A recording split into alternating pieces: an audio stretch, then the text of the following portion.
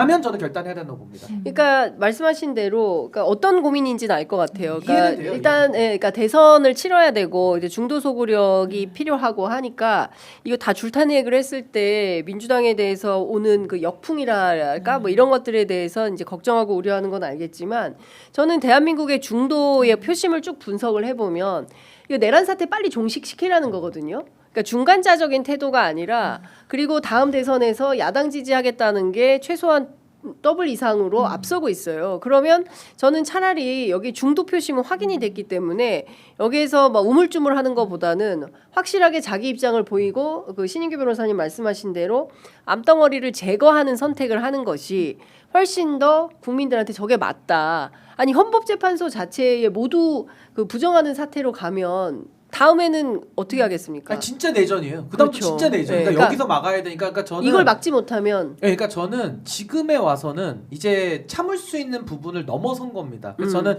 뭐 지금 여러 가지 그 소위 말하는 뭐 표심이나 이런 것도 정무적으로 당연히 고려는 하겠지만 저는 정무 판단보다는 원칙을 세우는 게 저는 훨씬 더 중요한 가치라고 보거든요. 그러면 이제 원칙대로 해서 이런 거예요. 만약에 민주당이 역풍 불어서 손해를 보더라도 감수하겠다. 그치만 우리는 이거 원칙 지켜야 된다. 왜? 그 원칙은 헌법의 원칙이거든요. 아니 저는 살다가 헌법재판소의 결정도 안 받아들인다는 건요. 놀라운 거죠. 아 진짜 네. 놀라운 네. 일이고 이거는 정말 민주공화국 체제에서는 있을 수 없는 주장인데 그게 있어요 지금. 지금 민주공화국을 인정하지 않겠다는 태도잖아요. 반체제 인사들이야. 정말 그 지금. 수준까지 아니, 이거 간 너무 거예요. 심각한 정말. 거예요. 반체제예요, 정말. 반체제. 아니 그러면 생각해 보십시오. 반체제 그거. 법원에서 발부한 영장도 불법 영장이다. 이것도 너무 참 기가 차고 예. 정말 신박한 소리지만 헌법재판소 결정 단심제로 돼 있고 헌법재판소는 우리 육공화국 헌법의 산물이거든요. 네. 민주주의의 민주화의 꽃입니다. 헌법재판소가. 그렇습니다. 예. 근데 거기 결정을 거부하겠다?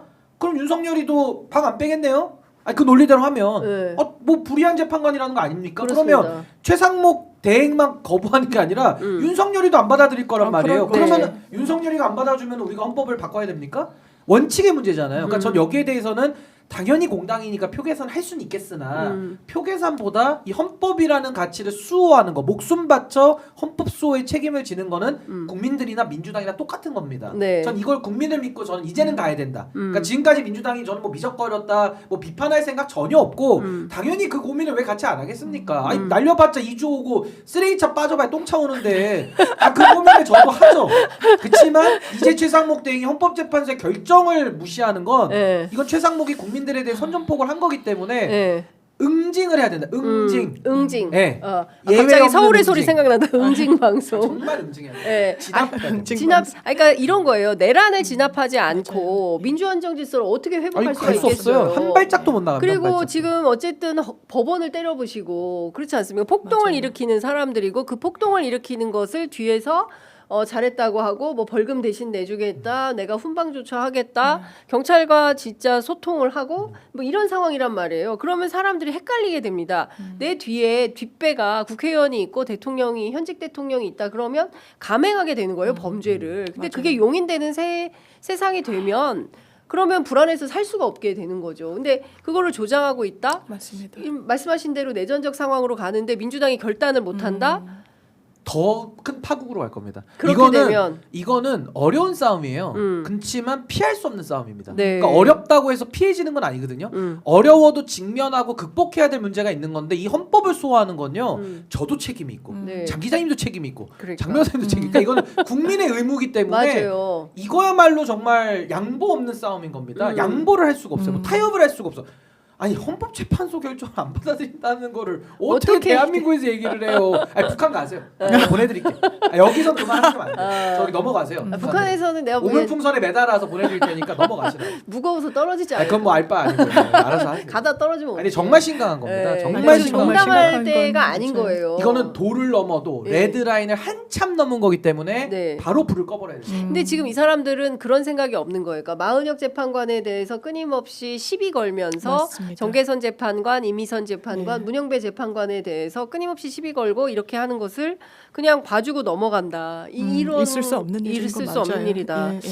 근데 참 이게 법률로 강제가 안 되니까 그것도 어렵네요. 아, 그게 사실 하라는 행위 자체를 강제할 수 있는 수단이 없는 거예요. 그래서 그러니까. 저희가 민사의 행정에서도 뭘 해라 내지는 하지 말아라 그 명령을 지키지 않으면 하루에 얼마 약간 이런 간접 강제 방식으로 이것을 돈으로 우회적으로 강제하거든요. 근데 헌재에서는 그것도 좀 어렵다 보니까 안 한다, 버틴다.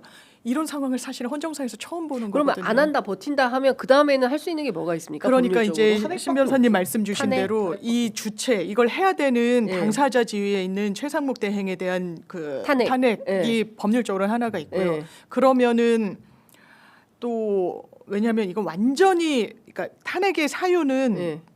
헌법과 법률의 위반이잖아요. 근데 네. 이거는 법원의 만장일치로 위반이라고는 판단받을 수밖에 없는 사안인 건 맞아서 그 절차가 있을 수밖에 없고 네. 또 정치적으로 이 국민의힘에 대한 어떤 공세의 수위를 진짜 이 실체를 정확하게 밝혀주는데 대단히 집중해야 되는 부분이 있는 것 같습니다. 네. 하나 더 있다면은 이제 형사 고소인데 네. 이제 그건 또 시간이 걸리죠. 그러니까 직무유기로 이건 처벌을 받아야 될 직무유기. 그러니까 사안이기 이게 박균택 때문에 의원이 그 얘기를 하시더라고요. 처벌해야 돼요, 그러니까 지금 이게 탄핵을 하게 되면 후순위가 이제 이주호 장관이기 때문에 이주호 장관은 사실상 뉴라이트이고 그 아까 저 박균택 의원은 신일본인까지도 표현을 하시던데 아니, 근데 또 그런 반대로- 사람이 맡으면 이거 어떡하냐라는 주장과 예. 동시에 또 나오는 것은 그래도 최상목처럼 쪽지는 안 받았다. 아, 어? 있죠. 그렇기 때문에 이 사람은 공범에 해당 안 될 수 있어서 정치 출신이고 그래서 오히려 난 거 아니냐. 이제 이런 평가도 있어요. 아니 이런 거죠. 그러니까 정치인 출신이니까 눈치는 좀 더 볼 것 같다는 생각은 분명히 들고 네. 사실 기회주의적 성향 강하거든요.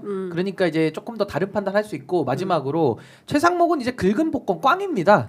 근데 이주호는 이미 그래도 실체가 긁어봐야 돼요. 네. 예, 한 1%의 가능성이지만 예. 다시 긁어봐야 됩니다. 근데 복권은. 저는 이제 역사 헌정 질서를 새로 세우는 차원에서 그 우리가 해볼 수 있는 모든 시도는 해봐야 된다. 왜냐하면 그동안 없었던 역대급 이런 상황이 왔기 때문에 참 안타깝다라는 생각이 좀 듭니다. 11시 4분 지나고 있는데 예, 원래 예정된 네. 시간이 아, 11시였기 네. 때문에 아, 장윤미 변호사님을 여기서 보내드리고 우리 신인규 변호사님하고 조금 더 네, 말씀을 좀 동생이 이동하면서 두 배로 듣겠습니다. 네. 네. 예, 신인규 동생이 인규 동생. 예, 인규 동생이 2배 더 하는 것으로 네. 네, 장 변호사님은 다음 주에 뵙도록 네, 감사합니다. 하겠습니다. 네, 말씀드린 대로 긁은 복권이에요. 최상목. 그래서 이제 탄핵할 수밖에 없다. 오늘 안에 민주당이 그런 결정할까요? 근데 이제 민주당도 뭐 아무래도 지금 선정사상 초유의 일이니까요. 맞아요. 상당히 저는 깊은 고민을 할 수밖에 없는데. 줄탄핵 어떻게 생각해요? 줄탄핵. 아니, 그냥 그러니까 거기에 아예 대한- 그냥 싸그리 탄핵. 아니 근데 이제 그거보다는 전 그래도 줄탄핵이라는 게 지금 다 일괄 탄핵하자 이건 아닐 것 같고 예. 어쨌든 탄핵이라는 것이 최후 수단성이 있고 예. 헌법과 법률을 중대하게 위반했을 때 하는 거니까 저는 최상목까지는 탄핵을 해야 된다고 봐요. 만약 오늘 임명 안 하면 오늘 안 하면 이건 뭐 고려할 필요가 없는 그냥 내일이라도 열어서 해야 되는 거예요. 네. 근데 그 다음에 그럼 이주호한테 가겠지만 가더라도 이주호 장관한테도 이제 그때 대행이죠. 또 권한 대행이 네. 되는 건데 예. 기회를 한번 줘야겠죠. 해서 또 안 한다. 그러면 또 절차를 밟아 또 탄핵해야겠죠. 그때 그다음에 가서는. 계속 또 이제 불가피하죠 그때는. 예, 그러니까 지금으로서는 일괄 탄핵은 어렵고 순차 탄핵을 할 수밖에 없는 저는 건데. 이제 순차 탄핵으로는 갈 수밖에 없지 않는가. 예. 이게 왜냐하면은 헌법 수호를 해야 되는데 예. 아니 어떻게 최상목 권한대행이라는 자가 지금 그 그러니까. 자리에 어떻게 가 있는 사람인데 그렇습니다.